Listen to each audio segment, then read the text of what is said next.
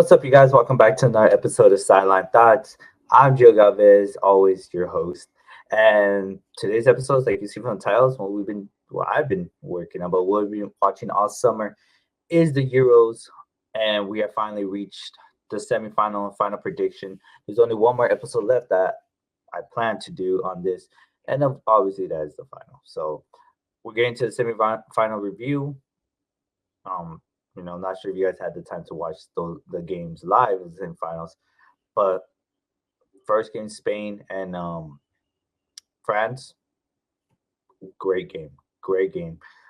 England Netherlands, not as good of a game, but we'll get right into that. Let's get started with it. So first off, we're gonna start off with Spain and France since that was the first game to go on. So looking at it, I honestly, when clicking on it, I expected it to show some more. But looking at it, we see France open up first in the game. It was a nice header and the far post by Colomwani. It was a good goal. It was a free. It was off a cross of a free kick. Really good. And France opening it up. They were attacking a lot more in the beginning because they weren't allowing Spain to kind of have the possession, kind of have the ability to open up wide and create opportunities. They were keeping Yamal a little tight defense, and as well as Nico Williams, and they were trying to restrict that front Spain and not allowing them to really build and grow from that. And the free kick just came up, foul for France. Free kick went across, and Mwani was able to finish it off. At first, it looked okay. We might have a game because now this is one of two goals that France has scored in regular playing time.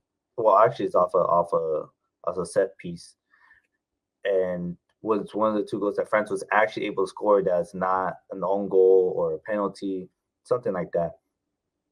And it was like, all right, maybe France is going to look different. Maybe they're actually coming in to look competitive and be an actual French side that we've been hoping to see throughout the entirety of the tournament. And what I've been saying here is that they haven't reached those expectations.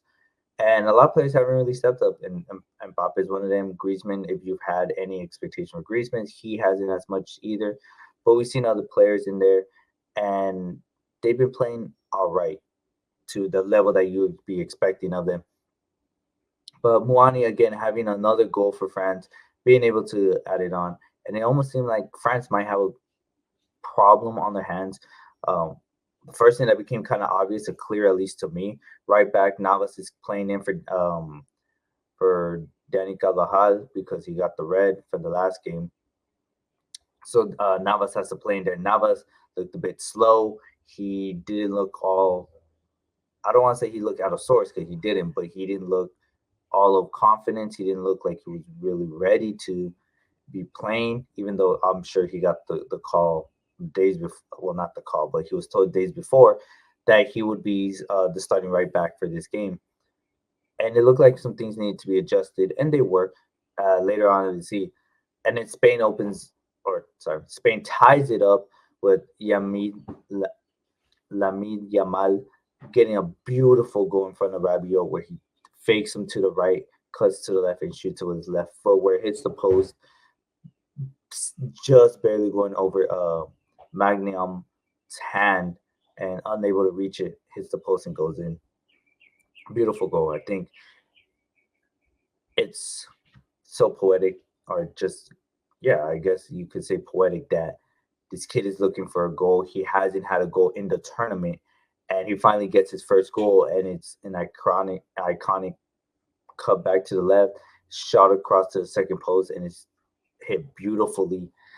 And it's once kind of a signature that we've been seeing him doing, whether it's crosses or shots, whether it was in Barcelona or it's for Spain, but as well as he did in front of Rabiot, who was talking trash about the day before, saying that Yamal is going to have to do a lot more if he's going to want to take the Spain team to the next level, which I thought Rabiot should have been looking at his own French side and saying that for Mbappe and his teammates because they haven't really done as much. But Yamal said, bet. Now, who knows that Yamal knew at that moment was like, oh, the Rabiot. No, the ball came to him. Whoever was there faked it to the right, cut to the left, shot, scored, beautiful goal. And really, I mean, It might be goal determinant. It might be. It's in the conversation for goal determinant. But now that opens it up for Spain because now France is trying to attack a bit more to get the lead back. But at the same time, they have to hold back on the defense. And while Spain now has the ability to kind of rest a bit on, and they don't have to worry too much because they could attack more, putting pressure on France's defense that had to come back. And Spain was continuing to attack and attack and attack. And finally, on one of them, cross Yamal did cross to the Danny Olmo. Danny kind of took it in, and he took a shot straight across, and it looked like it was on the trajectory to maybe hit the post. The second post, maybe hit the second post across, and possibly go in, go out. But maybe Jules Conde gets it right before he came in, hit the post, and just hits it in himself. One live, the shot looks too hard to even like actually control for Conde, which I understand. And in those moments, you're just trying to clear it off the line. But the shot looks too fast, too hard that really it was just a wall off Conde. And we saw that. We saw in the goal. They gave it to Danny Olmo, which to me it should be an own goal because you can't really say that the ball was already going into the goal or anything. It was deflected off, but they gave it to Danny Olmo, which is cool. Danny Olmo's been playing great in replacement of Pedri, who got hurt against Germany. Um, and watching the game, you see the difference. So we have Fabian Ruiz, who's going up to attack, and we see him get some goals from passes from Yamal. We see him trying to hop on the offense in different ways, along with Morata being there as a striker, but Fabian Ruiz being the midfielder, trying to create and trying to create in the attack, but also being part of the attack. While you have Rodri being a phenomenal CDM and controlling the ball, winning the ball back in the midfield, and distributing out. But Danny Olmo brings something else that, and what replacing Pedri did also changed up the dynamics of the game. While Pedri, you see, he recovers the ball from the midfield, he brings it up a bit, and then he makes a simple, nice passes to Yamal or to Nico Williams or down to Fabian Ruiz, or if he has to pass back to Carvajal or whoever it was around him. He made the recovery, a nice simple pass out, and a nice simple goal. With Danny Olmo is he may not recover it as much as Pedri did, but when he got the ball in the midfield, he pushed forward with the attack. So he pushed and went along with the attack. Now, it was either he did a pass to Morata for a wall pass, maybe take a shot, maybe switch it to Nico Williams, and then it was going to be crossed. But what I saw and what I like with Dani Olmo is, and in the clear, not major difference, but it is a clear difference you can see between Pedro and Olmo, is that when Olmo went, he went with attack, and he I believe he got like he's almost got a goal in each of the games that he's got one against Germany, he's got one here, and I believe the prior games he's played, he also might have got one if I recall correctly, but he's going up and pushing for the attack, and he's looking to create his own shot or create a shot for teammates, or even when he creates his own shot, he misses. It's a rebound, and he either goes back to a teammate or it bounces in the box and allow teammates to either take a shot. So that's what I like about Daniel Olmo being there right now, and what he changed is that he's keeping at a faster pace, continuing to attack, and he did that even after France was up 1-0. It's like, all right, don't put your head down. We could get it back. And they continue to push. And you can see Daniel Olmo get the ball. He's trying to push it up, trying to rush it up, trying to get it going, helping out, creating some kind of offense for the team. I think Fabian Ruiz didn't have his best game against Germany. This game he played better on. And Fabian Ruiz has been very good all tournament, except for the Germany game. Didn't have his best one, but he still played very solid this game as well. But Daniel, I think he's been a nice replacement for Pedri, and it's helped out a lot because now Spain's able to attack a lot more than initially that they were doing with Pedri being there because Pedri was more recovering. And although Pedri does join the attack a lot, he's shown to not be as effective so far in this tournament compared to Daniel. But they do in different ways. Capetti is still effective and still attacks and still helps out the offense in any way he can, as well as helping on the midfield and helping on the defense recover the ball. Seeing the kid run back, and give it his all just to recover the ball back. But so that's the thing about Spain is that we're seeing a better Spain, a more not afraid to attack Spain. And like I said, Dani Olmo's goal was great. It was taking in. He's been taking shots, and whatever opportunity he has, he'll take the shot to score. And the shot on well, not really on Conde, the shot that was taken that Conde got just wall passed it in. I mean, what can you really do on it? Now, I got this prediction right. I said Spain was going to win. I don't recall the score,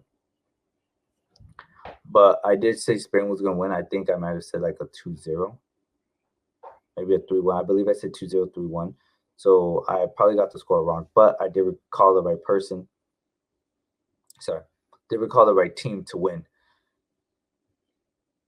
What I did like is that France did look better than they did throughout the tournament. France looked not scared. They looked like they were trying to attack a lot more. They weren't just holding back, nor were they just having no form of attack. They were continuing to attack. They had a lot of opportunities. Mbappe missed opportunities where he had to open clear shot at the goal to at least tie the game in the second half. And he's missed it because he had at least two of them. There's other moments where I think Mbappe was also being kind of selfish, where he could have crossed it, but in those scenarios, he kind of just took a weak shot at goal, like he didn't have enough power, and it just went to the hands of Unai Simon, Simon, and it killed the attack, killed the danger of it.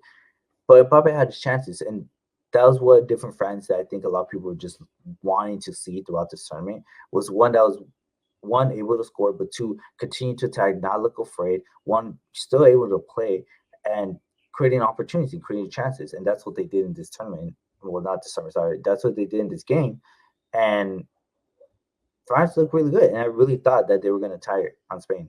I really did, but Spain learned from their mistake against Germany, and this time they allowed Nico Williams and Lamine Yamal to stay a bit longer until they knew, okay, now we need to add defense.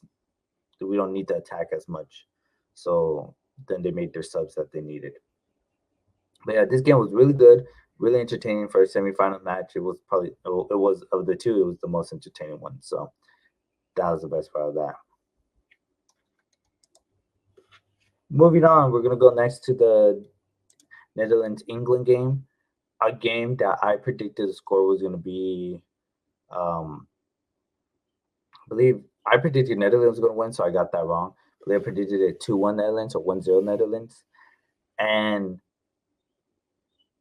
for the start, it started off really great for Netherlands. Xavi Simons able to recover the ball on the attacking third of the field on England's defense, cover the ball, dribble it in quite a bit, and then take a shot where he just put his power, he slid, and it just went right past the hands of Pickford. I think it was a really good shot. I think the whole play by him was really great, being able to help Netherlands in this situation. One person that I did think was going to step up a lot more when it was either going to be a goal or assist was Cody Gakpo. He wasn't able to produce that to this game, nor am I saying that he was a bad player this game or he wasn't reaching expectation. That's not what I'm saying. He still played. I think he still played really good. He still competed and recovered a lot of balls and fought back and even try to help on the attack. It's just we just weren't able to get an assist or a goal or anything from him. But I think he was still a focus point, a dominant focus point on just the midfield and the recovery and the attack of this Netherlands team. But the rest of the team couldn't help as much or just didn't help as much. And it was clear on this game itself with even Xavi Simons, even after the goal, kind of went down a bit throughout the game. Memphis Depay had to ask for a sub because he couldn't do it anymore. And Netherlands just didn't play at the level that I thought they would have. And it's almost like when teams play England brings down the team to their level. They stoop down each team that plays them. So I'm hoping that doesn't happen against Spain. But so far, what we've seen from the tournament, it's each team just stooping down to England's level because England hasn't been playing great at all. Yes, like I said in the previous episodes, they've been attacking, they've been there in the box, they've been, anywhere outside the box into 20 yards from the goal and anything, taking shots, trying to get opportunities, continue to attack. They just cannot finish the goal. They just can't finish the play and put the ball in the back of the net. But for some reason, other teams do the same here.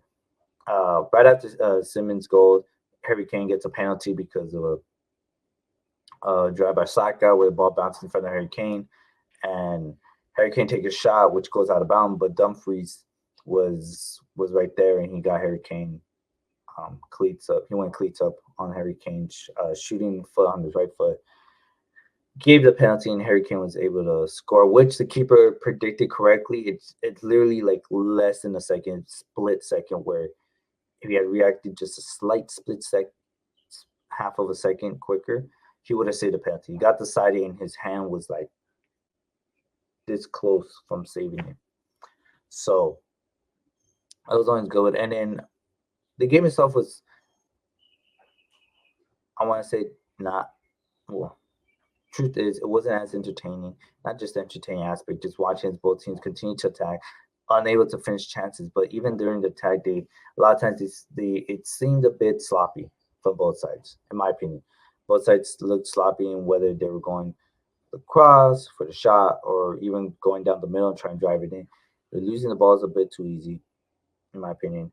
I did think England picked it up a lot more in the second half, and they looked a lot more offensive in their play in the second half than Netherlands did, and that showed. I mean, England was able to get a second goal early in the I believe it was in the early 80th minute or midway of the 80th minute, but it was caught offsides, which it was offsides, but to which England again prevails by sub Watkins, who scores in the very last minute of the game. But yeah, taking just capitalizing on his opportunity, the ball was given to him. He was able to take the shot and score. Didn't need to do, especially for a sub coming off the bench in the second half. Saved England and now taking them to another final for a second time and back-to-back Euros tournaments. So yeah, overall to me, like it was just disappointing the performance of Netherlands, and they weren't going to the next level, to a higher level, and just the performance overall, the game itself, and both sides. But I mean, England's been disappointing all season. Netherlands hasn't been great. I'm sorry, England's been disappointing all tournament. Netherlands hasn't been great all tournament, but I did expect just more at a better level than England. So moving on to the final, we have the final on Sunday at 12 noon, Spain versus England, and I'm sure you guys could, guess who I'm gonna go for it, and it's gonna be Spain. I think Spain's gonna win. This game should be a 3-1 win for Spain, maybe 3-2 if England's able to capitalize on their opportunities or what's looked like so far in this season, getting a penalty to help out in the score. So whether they get a goal, or kind of like pretty much if it's like the game against Netherlands where they get a penalty and a goal and regular play. But I do see Spain being able to break through this English defense, and I think Spain's offense is just too much for the English defense to be able to handle, as well as their midfield. I think the midfield is able to maybe not even keep up with Spain. Spain's midfield and offense is going to be too dominant, and I think a lot of what England's going to have to do is hold back and play along with defense throughout the game, and that's especially having to drop players from the midfield down. And we're going to have a lot of wingers, and so having to spread a lot when it comes to countering on Spain's defense. So we have a lot of, like, we're probably gonna have one or two midfielders, but like if they're gonna play with the wingers, or they're gonna use Foden and Saka on the sides to, it's gonna be a long day of just running trying to counter Spain. Might see that of England, maybe. But I think because of Spain's attack and recovery of the ball and Rodrigo's being able to hold that midfield down and continue to distribute out and how Spain's been playing, I think Spain's going to be able to break through that English defense that a lot of teams have been able to break through. Is just not finishing the goals itself, but the defense hasn't been all that great. Spain's able to finish it off. Either Dani Olmo, Fabian Ruiz, Morata hasn't been scoring as, but Morata, Nico Williams, if Yamal's able to find another goal, if Rodrigo's going to be able to find another goal, or even the subs coming off the bench, if they're able to find something in there, I think Spain is the one that's able to do it. They look just all around better. Defense could be a little stronger. Cucurella has to be on point, just holding on Saka. I don't think Navas is starting on the right.